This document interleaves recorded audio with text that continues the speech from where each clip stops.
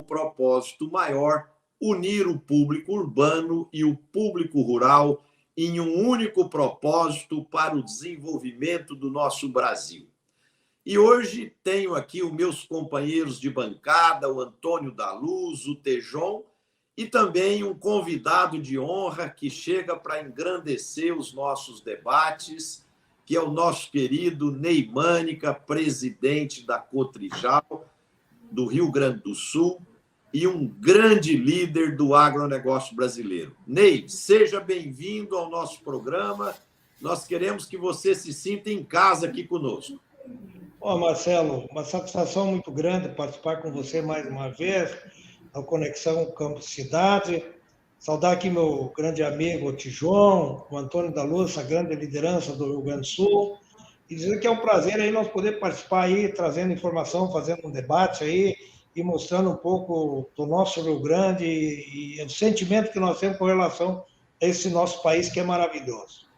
Ô Ney, antes da gente fazer a primeira pergunta aí para te provocar e ver de que maneira que você está enxergando o contexto, eu quero dar uma notícia boa que vai encher os nossos colegas aqui de orgulho e também vocês, internautas, que prestigiam a gente toda semana. No primeiro semestre desse ano, nós tivemos 660 matérias que a nossa produção cortou aqui dos debates nossos e foi publicado no Instagram. E essas matérias somadas deram 3.100.000 views no Instagram. Quer dizer, foram vistas por 3.100.000 pessoas que assistiram somadas essas matérias curtas que foram segmentadas aqui do nosso programa. Então, em nome dos meus colegas e da direção do site Notícias Agrícolas, eu gostaria de agradecer o carinho do nosso público que prestigia a gente aqui toda semana, toda segunda-feira estão aqui conosco.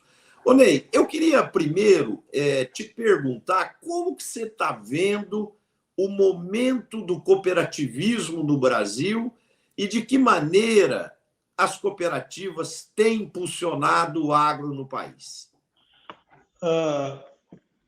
Bem, Marcelo, acho que todos que trabalham e que vivem com o agronegócio sabem a importância que o cooperativismo tem na economia, começando aqui pelo Rio Grande do Sul, Santa Catarina, Pará e parte do Brasil. O cooperativismo no Rio Grande do Sul ele foi pioneiro, um dos pioneiros aqui, se estendendo por grande parte do Brasil. E nós hoje temos uma missão muito grande, que além de fazer a parte econômica, é fazer a manutenção do produtor no campo, viabilizando o pequeno, médio ou grande, para que ele permaneça na atividade, em todas as atividades, tanto na produção vegetal como na animal, na produção de suínos, leite, aves, e também nos commodities e na transformação. Então, o cooperativismo, ele nas cidades onde existe cooperativismo, o índice de desenvolvimento humano, ele é muito superior a qualquer município ou cidade que não tenha o cooperativismo. Então, por si só, o cooperativismo representa um papel muito importante no desenvolvimento regional, estadual e do nosso país também. E o mais importante é que tanto o mercado financeiro quanto o mercado industrial enxergam, nesses últimos anos, o cooperativismo como um grande aliado, um grande parceiro para colocar seus produtos, suas tecnologias no campo. Porque nós, as cooperativas, temos uma estrutura departamental com área técnica muito qualificada, que está 365 dias no campo, ele faz muitas atividades junto aos nossos produtores, e um dos exemplos são os eventos tecnológicos, inovação, a própria Expo Direto, assim como a Cotrijal tem, a Copavel tem o Showroom. E então o cooperativismo ele é de extrema importância para a manutenção do homem do campo, desenvolvimento regional e agregação de valor. Além de fazer a parte social também, que nós temos programas muito, muito, muito bons junto às comunidades na questão social também. Tejon, a bola está com você, meu amigo. Microfone fechado. Voltou. Eu quero parabenizar muito o Ney Mânica, é um líder cooperativista, e quero aproveitar que eu estou escrevendo um artigo dedicado aos jovens, aos líderes de novas cooperativas, Ney. Eu tenho visto, andando pelo país, gente querendo abrir cooperativas, e eu sinto que uma parte deles fica meio desanimada. Eu queria ouvir de você, com a tua experiência, que é sensacional, parabéns, Cotrijal, parabéns por tudo que você tem feito ao longo da tua história, a obra fala por um ser humano. Eu queria que você, qual é o conselho que você daria, Ney, para esse pessoal que eu encontro querendo iniciar, querendo realizar cooperativismo no Nordeste brasileiro, no Norte brasileiro? Qual é a experiência de um guerreiro que sabe fazer, que você daria para esses nossos amigos do Brasil que querem abrir e construir as cooperativas que são tão necessárias, como você me acabou de dizer, onde tem uma boa cooperativa, o IDH é melhor e o Brasil precisa. Qual é a dica que você dá, Ney, por favor? Bem, Tijon, se nós olharmos aqui o módulo de propriedade dos produtores aqui no Rio Grande do Sul, Santa Catarina e parte do Paraná, são pequenas propriedades, então se implantou um sistema. Grande parte do Brasil, nós temos grandes produtores. Então, a implementação do cooperativismo, ela pode ser somente com grandes, mas o ideal seria que tivesse a mescla dos produtores para dar um equilíbrio, tanto social como econômico. É uma questão cultural, onde nós recebemos via OCB aqui, há poucos dias, uma delegação de mais de 30 pessoas de cooperativas do Brasil, visitando o modelo, e realmente eles ficaram muito impressionados e nos pedindo, e a gente está disponível para subsidiar com algumas ações que se fez. Primeiro é reunir os produtores, mostrar o conceito do que é uma cooperativa, porque a cooperativa é do produtor, ele tem que se sentir o dono da cooperativa. Ele tem que trabalhar com a sua cooperativa, a cooperativa tem buscado sempre o preço mais justo, os custos menores, e para isso ela precisa manter uma estrutura, porque você compartilhando e comercializando seus produtos num volume maior, você consegue, em determinados momentos, preços melhores. E assim é na aquisição de insumos. Então, eu acredito que, a nível de Brasil, é possível, sim, fazer grandes cooperativas. Nós temos cooperativas do Paraná se instalando no Mato Grosso, em outros estados aí do Brasil. Eu acredito que o cooperativismo vai avançar, mas é uma questão bastante cultural. Precisa ter uma organização como a OCB, que possa montar esses núcleos de produtores, trazer, visitar as cooperativas do Paraná, Santa Catarina, Rio Grande do Sul, mostrar os cases. São Paulo também tem boas cooperativas, para que o produtor entenda o processo, porque se o produtor não entender a finalidade de uma cooperativa, não tem razão de ser. Eu sempre digo, nós dirigentes, quando nós deixar de enxergar o produtor na frente, não tem razão de ter uma cooperativa. Então, esse é um trabalho, primeiro, de conscientização cultural e depois de convencimento para começar uma cooperativa com o número de produtores fundadores de uma cooperativa. É muito dependente de líder, não é, Ney? Depende muito de líder. Com certeza, Tijon. Eu acho que em toda atividade, tanto privada como a liderança que faz a diferença, é o poder de convencimento e demonstrar os benefícios, as oportunidades, as dificuldades, porque não é tudo as mil maravilhas, sempre você tem dificuldades no caminho. Mas se você tem uma estrutura organizacional, uma gestão profissionalizada, você consegue passar, como nós estamos passando no Rio Grande do Sul, lá, o Antônio sabe bem disso, deve falar depois, 3 anos aí em 4 com grandes secas, e o cooperativismo tem feito um papel muito importante nesse processo no Rio Grande do Sul. Antônio. Eu não tenho dúvida, Marcelo, que se não fossem as cooperativas, o estado do Rio Grande do Sul teria quebrado agora com esses eventos que nós tivemos todos aqui. Agora, vocês falaram muito em liderança, e eu não faço nenhum favor em falar fazer a pergunta que eu quero fazer e me dirigir ao Mânica da forma como eu desejo me dirigir, porque o Mânica, ele é uma grande liderança do Brasil, do estado do Rio Grande do Sul em particular, e ele tem uma história que eu acho muito bacana, que eu até gostaria que ele contasse, aproveitando a minha pergunta, ele contasse, porque é o seguinte, eu conheci a primeira Expo Direto. O tempo Eu não ganhei só peso nessa jornada, eu ganhei também alguns anos de experiência. Eu fui na primeira Expo Direto. Eu posso dizer que eu fui em todas as Expo Diretos. E ela desde o começo começou bem. Ela começou com o pé direito, Marcelo e Tejon. Só que se nós hoje é muito fácil ir na Expo Direto e aplaudi-la e ver o nível de civilidade que aquela feira, a beleza daquele parque, a organização, o business que aquilo gera, não só para a região, mas para o estado inteiro, para o agro gaúcho como um todo e brasileiro.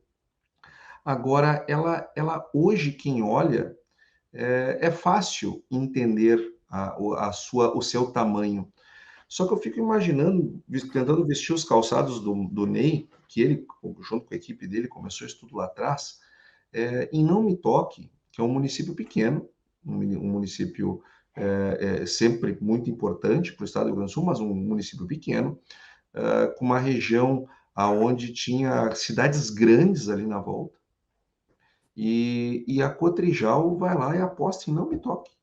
E faz hoje uma das maiores feiras do Brasil, é feita em Não Me Toque. E isso não se faz em competência, não se faz em liderança, não se faz em organização. Organizar aquele time todo para fazer uma Expo Direto não é mole, não é mole.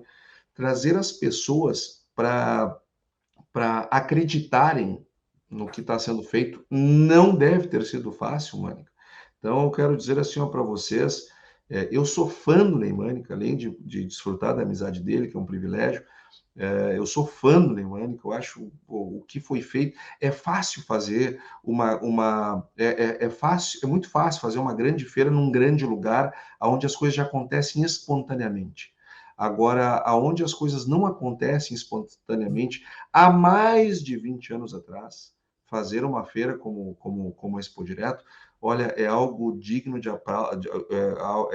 aplauso. E eu queria te perguntar, Mânica, de onde é que surgiu a ideia? Como é que surgiu o conceito de fazer aquela feira, que para quem não conhece, deveria conhecer, porque eu pago R$50 para quem achar uma bituca de cigarro na Expo Direto.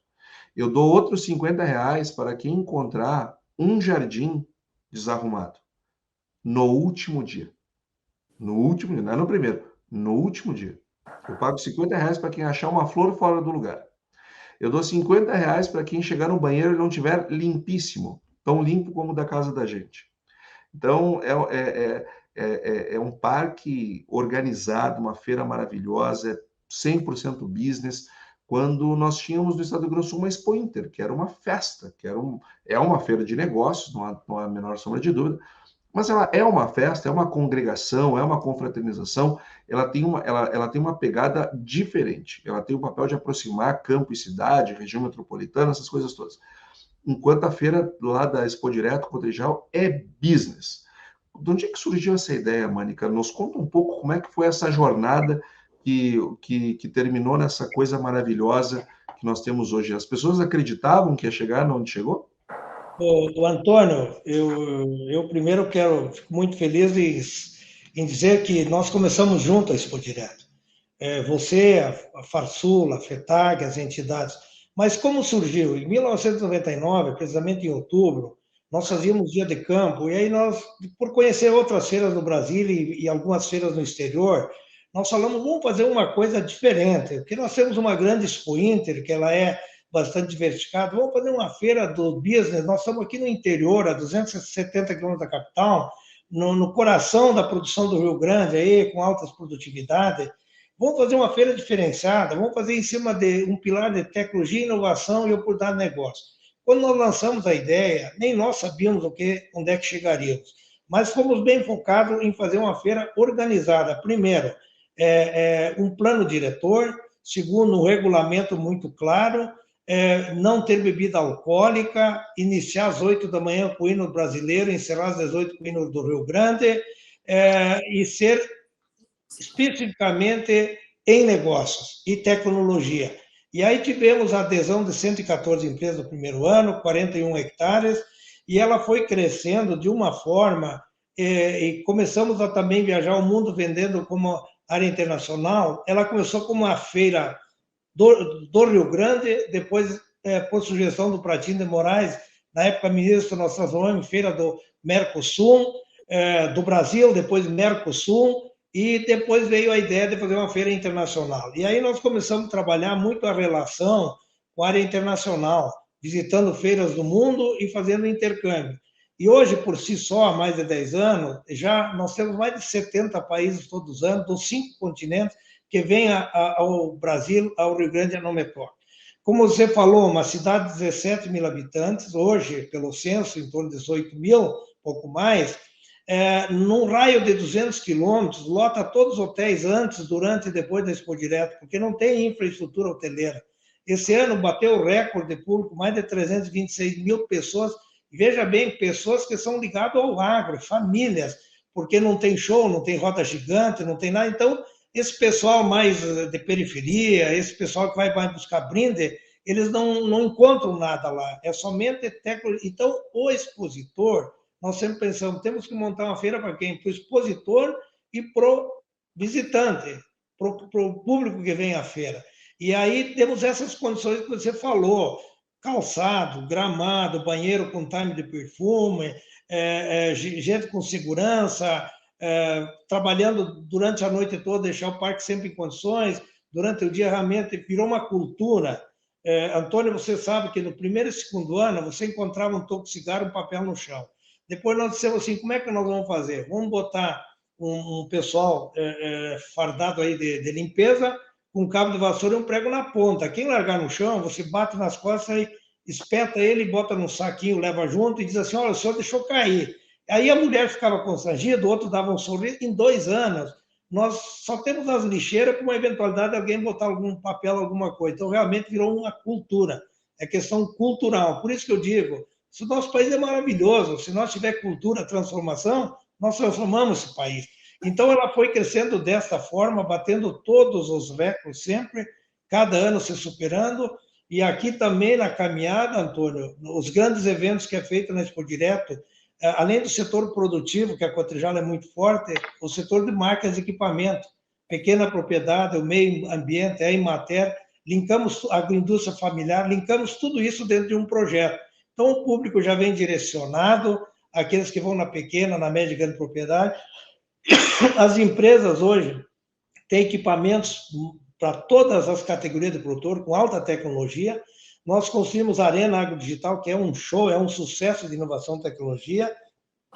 Nós aqui também criamos a Calçada da Fama, que nós um dia levantamos aqui, poxa, o jogador de futebol tem Calçada da Fama, o artista tem a Calçada da Fama. Por que o produtor, o agronegócio, não pode ter a Calçada da Fama das principais personalidades do Brasil ligado e focado no agronegócio? E por uma alegria e uma escolha muito justa e merecida, nós temos aqui o Tijon, pela sua história, ele está eternizado na Calçada da Fama, assim como o Roberto Rodrigues, Alisson Paulinelli, tantas outras pessoas que fizeram e fazem pelo agronegócio brasileiro.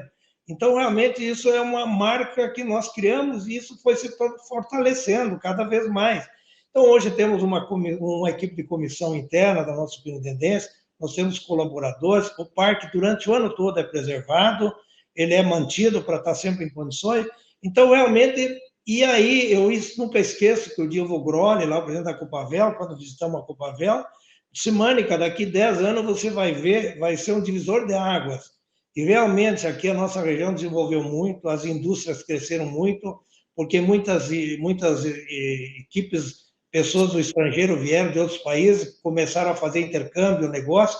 Então, realmente, no Nometópolis virou um polo fortíssimo. Aí você olha outras cidades aí que não conseguiram criar esse ambiente. Também porque não é público, nada quanto público, mas o privado a gente consegue administrar melhor. Agora tem que ter coragem, tem que ter vontade e desafios, né? Então, um pouquinho da história, aqui se discutiu a transgenia, a questão indígena, a questão das águas, securitização, e sempre saindo um documento oficial da Expo Direto por todas as entidades, desde Farsul, FETAG, sindicatos, governador, OCB, FECOAGRO, para não ter disputa de beleza. Eu lembro lá quando deu aquele problema da soja transgênica, que lá num navio chinês, que tinha um grãozinho de soja, queria embarcar um navio, aqui estava uma discussão, quem vai e quem não vai. Eu perguntei, quem é a maior autoridade do Rio Grande do Sul? Governador Rigoto. Então, vamos e convidamos o Rigoto, foi representando o Rio Grande do Sul lá na China para tentar resolver aquele problema. Então, esse conjunto aí é que faz a grandeza da Expo Diário. Não tem aqui, ninguém é melhor, a Cotrijal hoje não é uma instituição da Cotrijal, é do Rio Grande do Brasil. Ô, Ney, algumas empresas que fazem estudo de mercado já estão projetando a safra 23-24 para 163 milhões de toneladas de soja, e esse número bate também com a previsão aqui do USDA dos Estados Unidos. Então, portanto, como primeira previsão, é uma previsão bastante interessante que contempla um crescimento na área plantada de 2,5% e um crescimento de 4,5% na produção.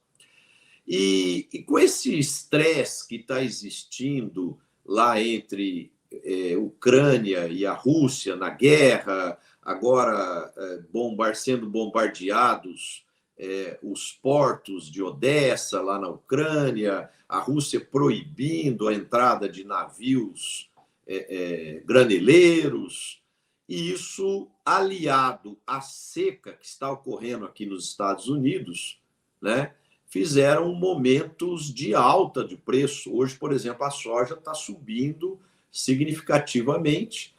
E eu queria saber de você como que a cooperativa tem orientado os cooperados, os produtores, para que eles possam conseguir uma média de comercialização alta, porque muitas vezes fica uma ambição de tentar acertar o preço no pico, né? E deixa-se passar janelas de oportunidade muito interessantes.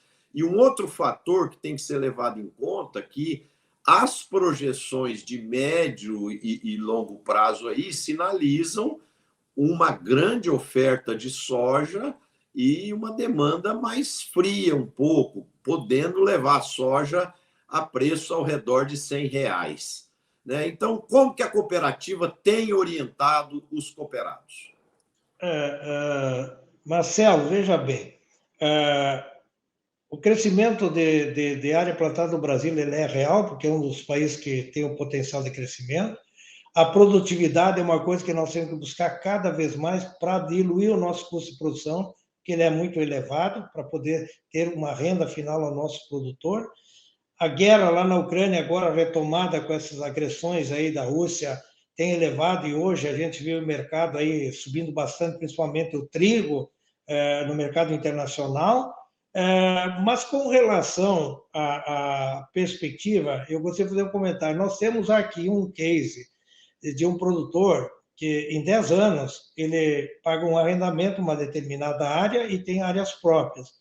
Ele, no seu arrendamento, a arrendatária pediu para ele depositar 1/12 do arrendamento cada mês. Chegava ao final do mês, ele vendia o produto ao preço que estava na pedra, todos os meses faturava um volume que dava o arrendamento em 12 meses.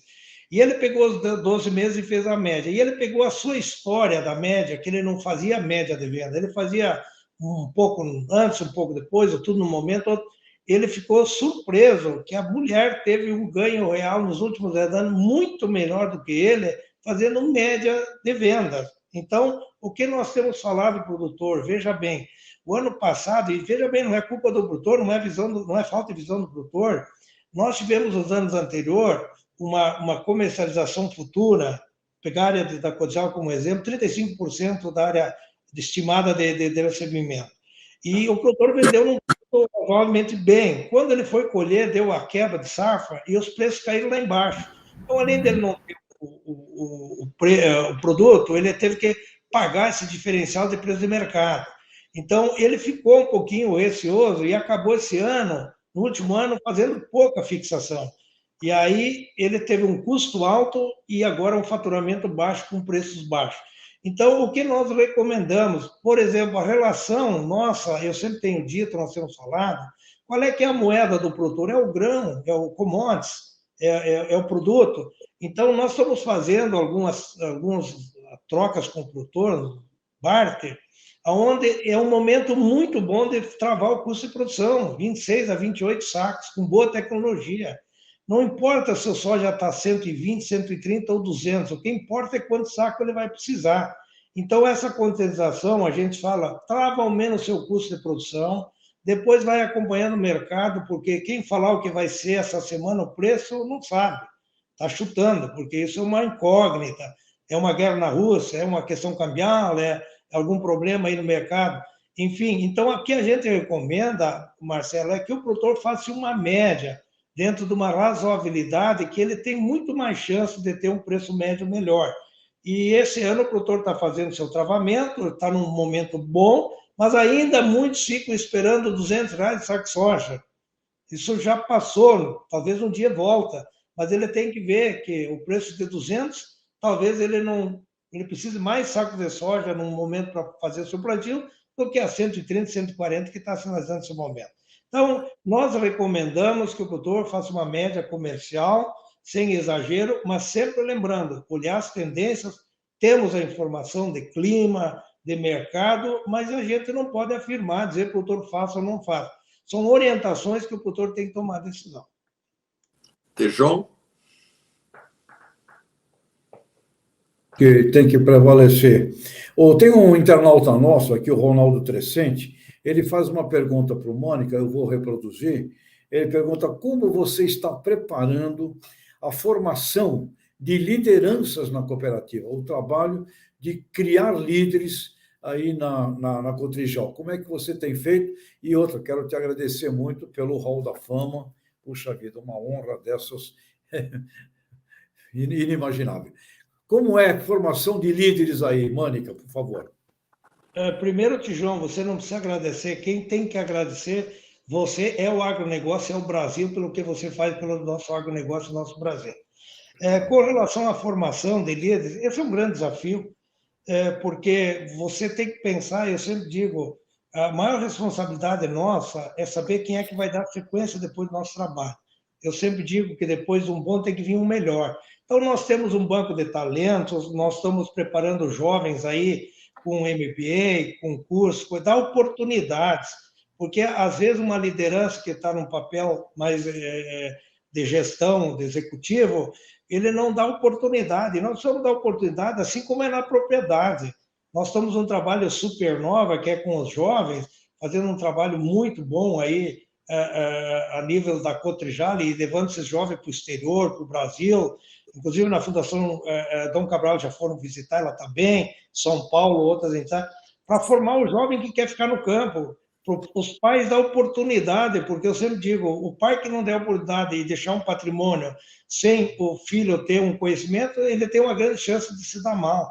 Mas se ele convive, ele já sabe o caminho seguir e as dificuldades que vai enfrentar. Então, estamos fazendo um trabalho, não é fácil, primeiro manter o homem no campo, mas o bom é que hoje o campo está mostrando que pode ter renda, porque ninguém fica no campo se não tem renda. O jovem, o produtor precisa ter renda.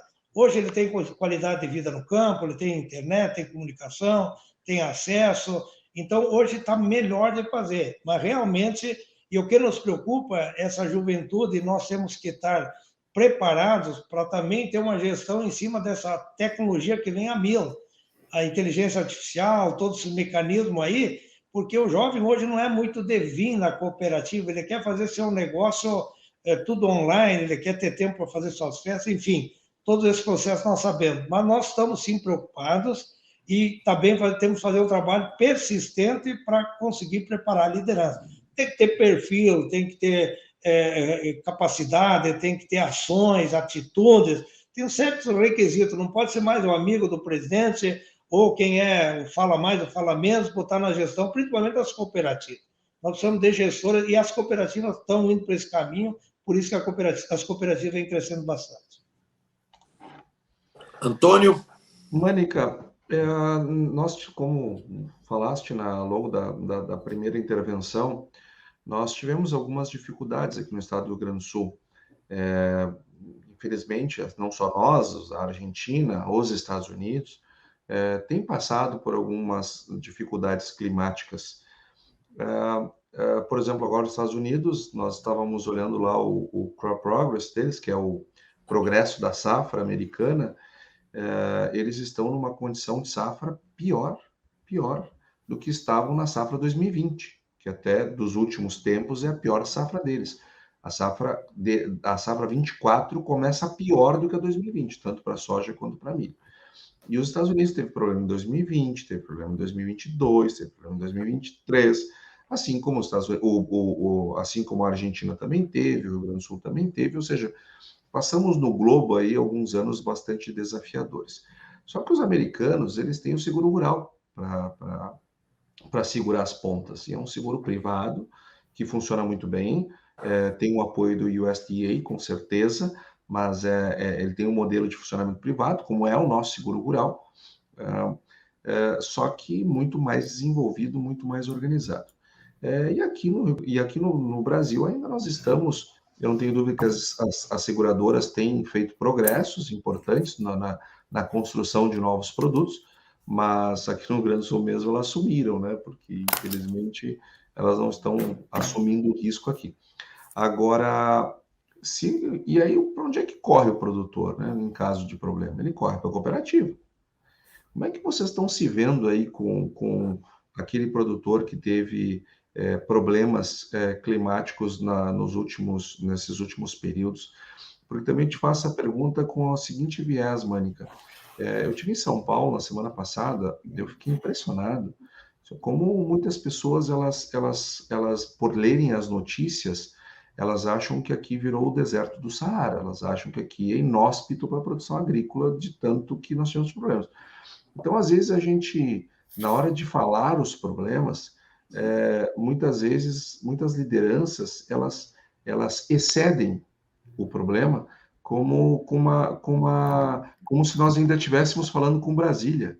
E quando quem está financiando o agronegócio não é Brasília, é São Paulo, é a Faria Lima, é o mercado financeiro, é o mercado de capitais.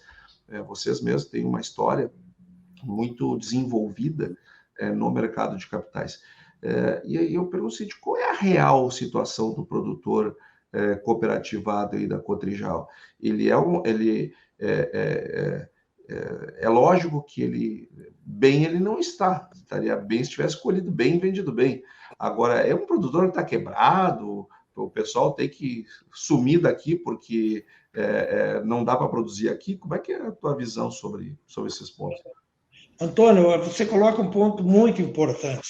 Em primeiro lugar, o gaúcho, ele por si só, ele é desbravador, ele é um guerreiro, e nós não vamos sair da atividade de forma nenhuma. Segundo esse momento, como é que está, vou falar da Cotrijal, do nosso produtor, nós tivemos com essas secas aí, falar do ano passado. O ano passado, os seguros, as grandes seguradoras e resseguradora internacional, nós resseguramos aí mais de 160 mil hectares de verão.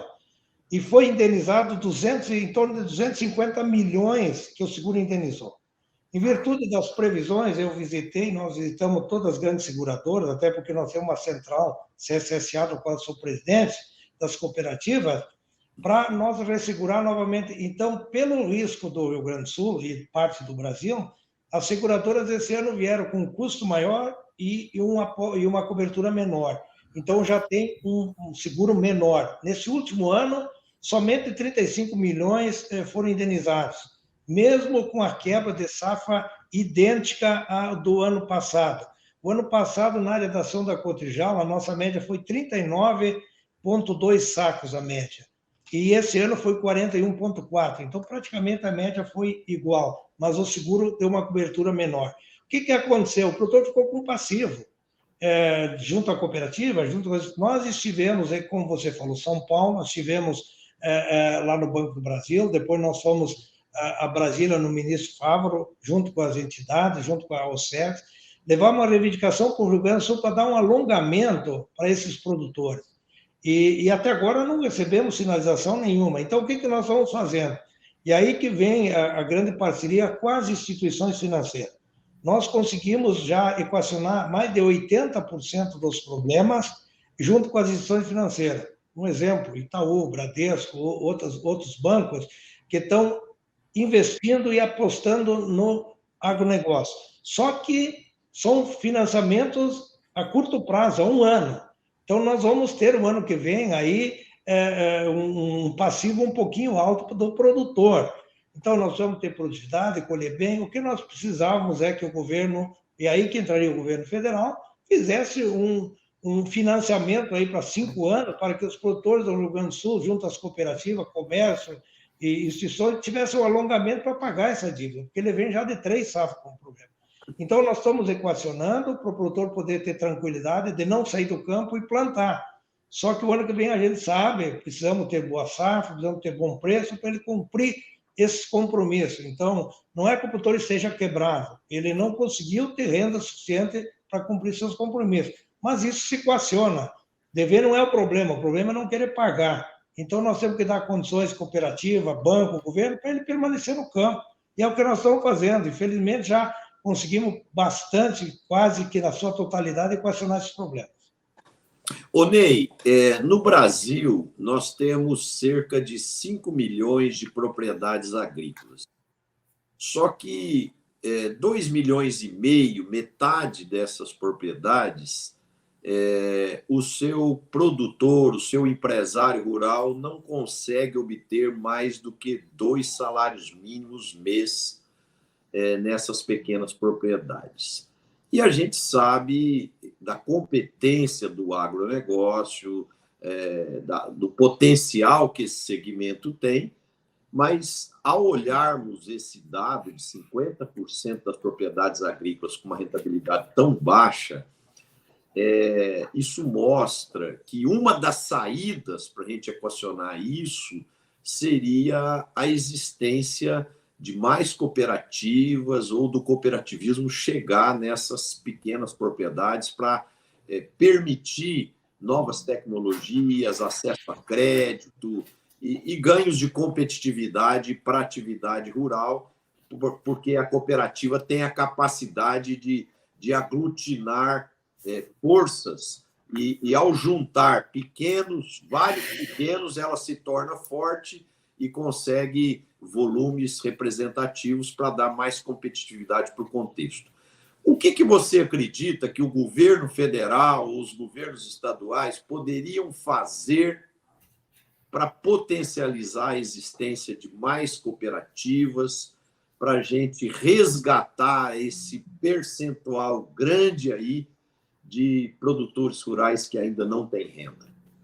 Veja bem, Marcelo, uma questão pontual agora também são os altos custos financeiros. Esse juro de Selic mais 6%, ele é incompatível com a atividade, e é o que está praticamente se praticando no mercado. O governo lançou o Plano Safra, volumes bons, mas aí tem um problema que veio em prejuízo às cooperativas, e quando digo cooperativa, aos produtores. A questão do DAP jurídico. As cooperativas que tinham 60% de pequenos produtores podiam contratar financiamento dentro das linhas de crédito rural para poder repassar seus produtores. E aí elevaram de 60% para 75%. Então, desclassifica aqui no Rio Grande do Sul mais de 90 cooperativas que buscavam recursos para repassar o produtor, o pequeno produtor. Então, isso veio em prejuízo dos próprios pequenos produtores. Nós falamos com o ministro Fávaro, embora não é a pasta dele, que é do outro ministério, do Paulo Teixeira, e o Fávaro ficou de nos ajudar, junto com o Fernando Haddad, para rever essa questão da classificação. A OCB está trabalhando nisso. Então, o governo, além de não sinalizar uma coisa melhor, ele trouxe esse novo patamar que vai desclassificar a grande maioria das cooperativas. Então, isso realmente dificulta. E esse entendimento que as cooperativas, que o pequeno produtor, ele sobrevive muito, é verdadeiro.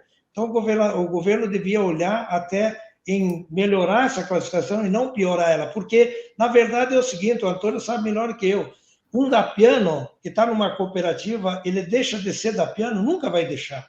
10% dapiano, 20%, 50%. Se tem um programa para os dapianos, a cooperativa vai buscar o recurso para aqueles produtores, não é para os demais. Então, se a cooperativa tem 30% dapiano e o governo quer incentivar que o pequeno fique no campo, dá o recurso para a gente repassar aos 30%, não é para os outros 70%. Então, eu não entendo como tem dificuldade de absorver esse conceito e essa realidade. Então, nós estamos tendo aí dificuldades dentro desses planos, dessa mexida, mas eu acredito que a frente parlamentar, a OCB, o próprio governo, vai rever a situação para amenizar um pouquinho a situação do produtor, porque quem paga a conta não é a cooperativa. é o produtor, é a mesma questão do custo de produção, impostos. Não é a cooperativa ou o comerciante que paga, quem paga é o consumidor final, todo mundo repassa esse custo. Então, é isso que o povo tem que entender. Então, nós estamos aí lutando, cada dia é uma luta, uma busca para melhorar as condições do produtor, e às vezes a gente tem umas dificuldades, mas superamos, acho, junto com as entidades, com o governo, bom senso, a gente deve reverter isso aí. Tejon, você estava entusiasmado aí com a lavoura do trigo que você viu aí na região do Ney, e você estava entusiasmado com a nova safra do trigo. Eu vi um trigal maravilhoso aí na região, Ney, bonito mesmo, puxa vida, tecnologia, que coisa, que primor, viu? Que jardim lindo ali, andando aí de Não Me Toque para Passo Fundo.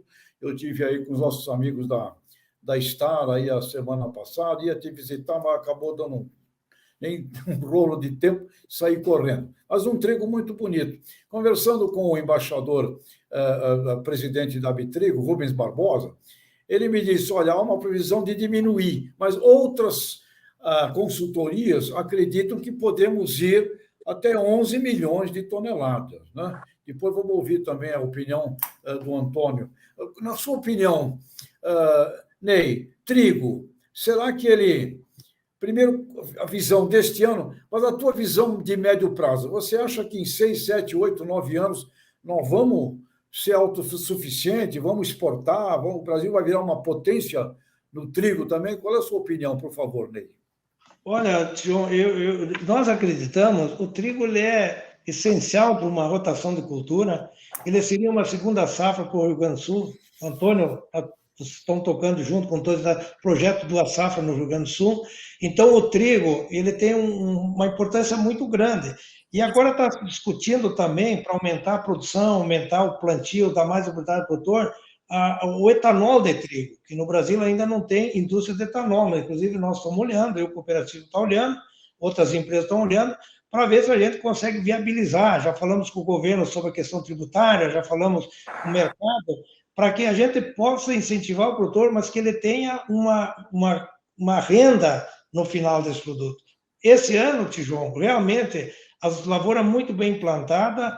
O ano passado tivemos a melhor safra, talvez, da história do trigo no Rio Grande do Sul, em produtividade. Tivemos excelentes preços, só que esse ano, em cima do que o Antônio falou, às vezes, algumas lideranças falam algumas coisas, e nós sempre temos que ser otimistas, nunca puxar o pessimismo, de que viria o El Niño com muita chuva no inverno, que ia afetar as culturas de inverno, que o trigo poderia... Muita gente deixou de aumentar a sua área de produção. Então, nós aqui na área da Codial devemos ter uma pequena redução. Nós tínhamos um planejamento de crescer, mas vai ficar praticamente igual, 2%, 3% menor a área de ação da cooperativa. Mas, realmente, as lavouras estão muito bem conduzidas, o clima está muito favorável, eu acredito que vamos ter uma grande safra, sim. Muito bem. Eu quero dirigir uma pergunta bem nessa linha, que era a pergunta que eu iria fazer, inclusive, era na questão do trigo, Mânica. Porque que acontece? Vou te dizer de uma experiência que eu tive semana passada. Semana passada eu tive lá na terra do Marcelo Prado, lá em Uberlândia. Então, tinha que fazer uma palestra lá e tinha que fazer outra em São Paulo na sexta-feira. Então, o que eu fiz? Eu resolvi fazer uma viagem de carro. Desci em Belo Horizonte, fui até Uberlândia, e de Uberlândia desci até São Paulo, passei em Ribeirão Preto, passei em Piracicaba, fui lá no CPE, tudo sei de carro. Só o trecho aéreo, só Porto Alegre, Belo Horizonte, São Paulo, Porto Alegre. E eu só abasteci com etanol, Mônica. Eu enchia o tanque da caminhonete lá e dava R$130, R$135, e andava 450 quilômetros. Ou seja, e nós aqui, cada vez que vamos encher o tanque, dá R$300 para abastecer, para encher um tanque de um carro aqui no Rio Grande do Sul. E devido à nossa distância que nós estamos da produção de etanol de cana, que é fabulosa, no Brasil nós produzimos maravilhosamente bem cana-de-açúcar, produzimos lá na terra do Marcelo, de Uberlândia para baixo, lá tem bastante cana, e nós aqui, pelo clima, nós não podemos, ou pelo menos até hoje não foi possível, uma produção de cana em larga escala a ponto de produzirmos etanol suficiente para o nosso consumo. Mas surgiu essa ideia do trigo, que vem sendo pesquisada por outras empresas, pela Cotrijal, seja, tem um burburinho aqui no estado do Rio Grande do Sul. Lógico, dentro das reservas de mercado que vocês podem e não podem revelar, como é que está, qual é o estágio disso? Como é que vocês estão vendo a produção de etanol a partir do trigo aqui para o estado do Rio Grande do Sul? Antônio, todo mundo sabe que 95% do etanol que o Rio Grande do Sul consome vem do Paraná e São Paulo.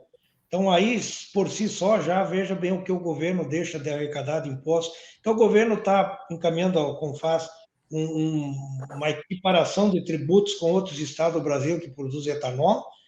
Como o Antônio falou, como você falou, aqui no Rio Grande do Sul se torna inviável economicamente o etanol de milho, até porque não temos produção, teria que vir lá o norte, compete muito nesse sentido, tem muito milho.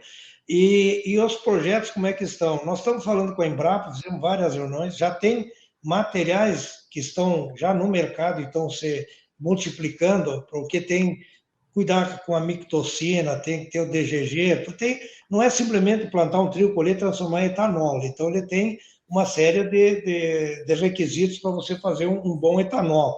Nós estamos andando, olhando, nesse momento que a gente até anunciou, no início do ano, esse nosso projeto, e demos uma segurada, houve mudança de governo, ou essa questão de juros hoje de mercado, hoje você não consegue pegar um recurso a Selic mais 6% fazer uma indústria, isso não tem rentabilidade.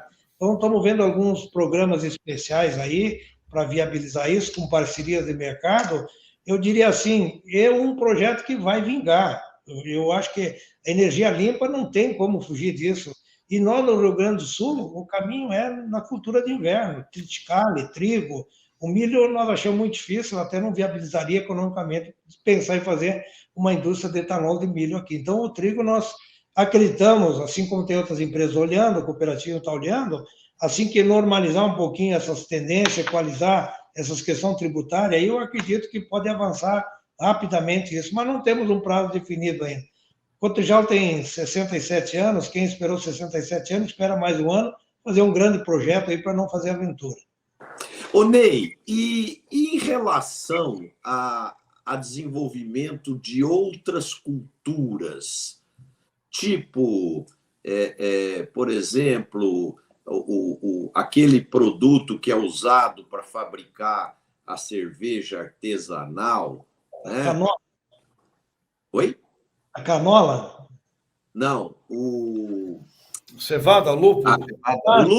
o lúpulo. Cevada. O lúpulo, por exemplo, outras coisas que têm crescido no mundo, demanda, por exemplo, o gin, hoje é a bebida destilada que tem maior demanda para a fabricação do zimbro, que é uma outra planta, né? Aqui nos Estados Unidos, a gente tem visto o crescimento do consumo de mirtilo, que é um antioxidante muito bom para retardar inflamação, evitar envelhecimento e uma série de coisas. Ou seja, tem tanta cultura nova, com esses novos hábitos aí de consumo do ser humano querendo mais longevidade, mais qualidade de vida, mais saúde. O que nós podemos fazer nas cooperativas para estudar um pouco mais essas culturas novas que estão surgindo? Por exemplo, a própria ervilha amarela, que hoje é usada na fabricação de várias plant-based, hambúrgueres, etc. O que as cooperativas podem fazer para ajudar a fomentar essas novas culturas e trazer para o agricultor, para o cooperado, mais uma alternativa de produção? Bom, a minha visão e o mundo mostrou para nós, e o cooperativismo, principalmente gaúcho, mostrou, quando a cooperativa ela quiser fazer tudo que é atividade, ela vai fazer que nem o pato, vai voar mal, vai nadar mal, vai cantar mal, então tem que ter um cuidado na diversificação. Eu acredito que podia se criar, sim, segmentado cooperativas em nicho de mercado de atividade. Por exemplo, a cevada, que é uma cultura interessante aqui. Nós temos e tínhamos uma grande parceria com a maltaria, com a Ambev, para transformação de malta, Só que não tem uma política muito clara de comercialização, ou quando tem, ela tem um risco muito alto. Então, o produtor vai desistindo de plantar. Então, o que nós precisamos é mais segurança, principalmente no Rio Grande do Sul, das culturas de inverno, que seria seguro agrícola, seria preço definido de mercado. Então, não é fácil compor. Se você vai começar a desenvolver atividades pequena escala aqui, você tem dificuldade. Então, nós somos uma cooperativa focada na atividade de produção vegetal, produção animal, suinicultura, avicultura, produção de sementes, e nós temos que ser eficientes nesse ramo. Agora, não dá para dizer que não dá para ver as atividades. Nós temos uma unidade de novos negócios na cooperativa que estamos começando a estudar alguma alternativa, mas lembrando que isso é nicho para pequenas propriedades e não são muitos produtores que se enquadrariam, porque tem produtor que não tem perfil, ele não tem perfil para uma determinada atividade, hortigranjeiro, floricultura, citros. Então, nós temos essa dificuldade também de selecionar produtores. Nós já lançamos programa dizendo que o produtor que tiver interesse na atividade, venha a Cotrijal. Nós levamos no Brasil, ver os modelos, conversar com quem tem essa atividade. São poucos que apareceram. Então, tem essa dificuldade, mas a Cotrijal não deixa de olhar toda e qualquer necessidade que o produtor tem, ou ele sujeira alguma atividade nova dentro da cooperativa. Ô, Ney, eu queria, antes de passar para os meus colegas, a gente fazer uma outra pergunta que tem angustiado muitos dirigentes de cooperativas aí pelo Brasil afora. Eu queria ver sua opinião como dirigente da Cotrijal. Quando chega no final do ano, que a cooperativa vai para a Assembleia apresentar o balanço, sempre tem aquela situação que o cooperado espera um percentual mais significativo de distribuição de sobras.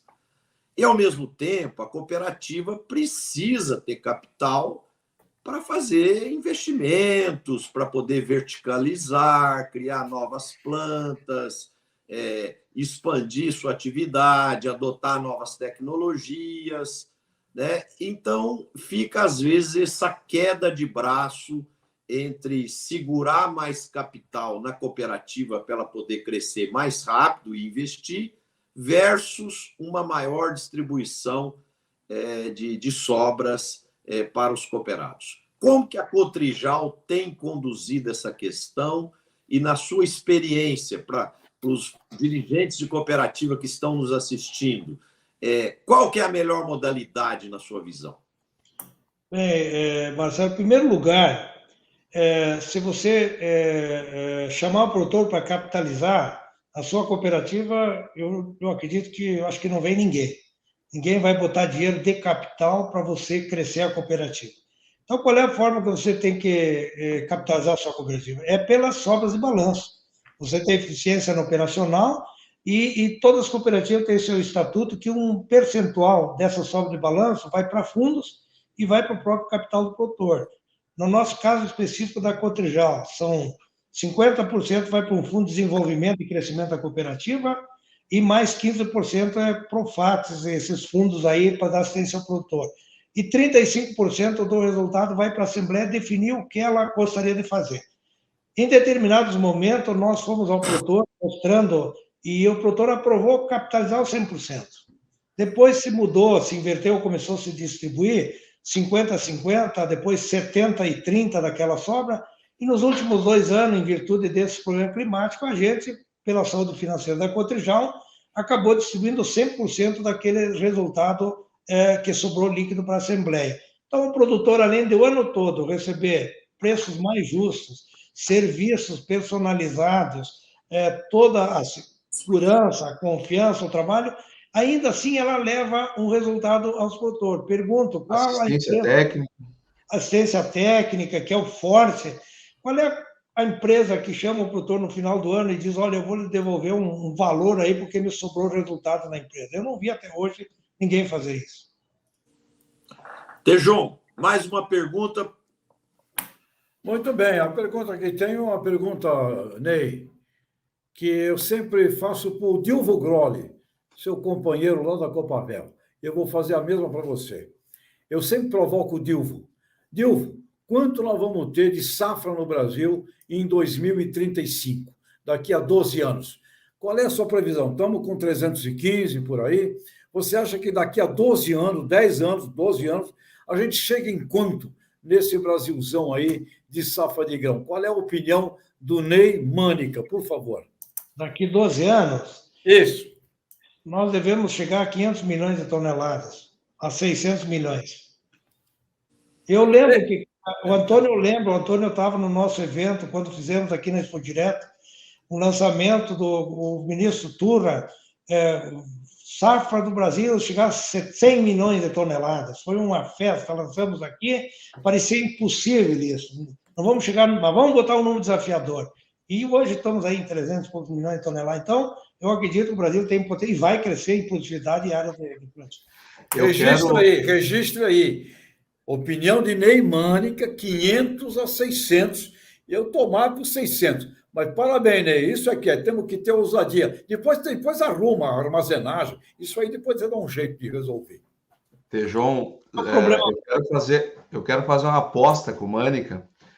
Quero apostar um churrasco com cerveja lá na beira da praia, em Atlântida, onde de vez em quando nós encontramos, daqui 12 anos, quando chegar esses números. Porque eu vou dizer um negócio, presidente Mânica, nós levamos 500 anos para produzir 100 milhões de toneladas.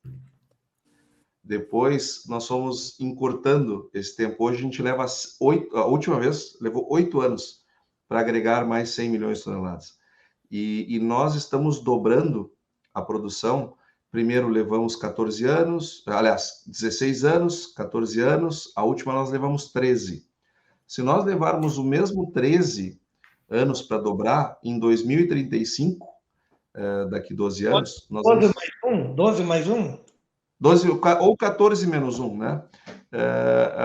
Nós vamos chegar aos 600 milhões de toneladas. Em 2035, nós seremos 600 milhões de toneladas. E eu vou dizer uma coisa, Tejon. A gente fala da nossa produção de grãos, mas porque nós fazemos etanol com cana e não com milho. Mas nós vamos fazer um seguinte estudo, então, dessa semana. Quanto que equivale em grão a nossa produção de cana? Porque se nós fizermos isso, nós vamos ver que nós já produzimos muito mais do que 300 milhões, o equivalente. O Brasil já é uma agricultura muito maior do que muitas vezes se pensa, mas muito menor do que será daqui 12 anos mais um.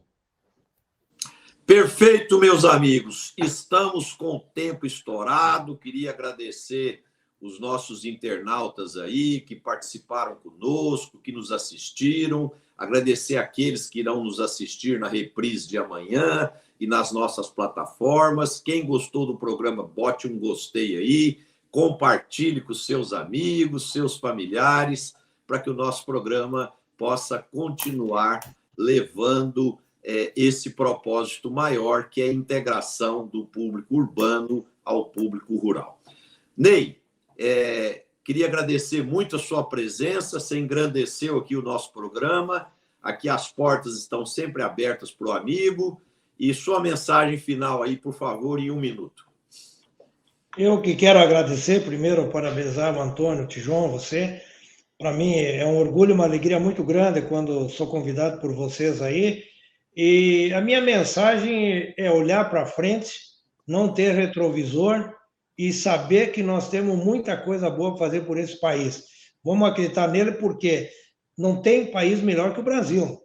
Podemos ter alguns desmandos aí em algumas áreas, mas o Brasil é um país viável, o Brasil é um país maravilhoso e depende só de nós, da nossa liderança. Temos grandes lideranças no Brasil que vamos fazer o Brasil ser e já é a maior potência do mundo. Vamos olhar para frente, parabenizar os produtores e o agronegócio é que vai fazer o Brasil ser maior ainda cada vez mais.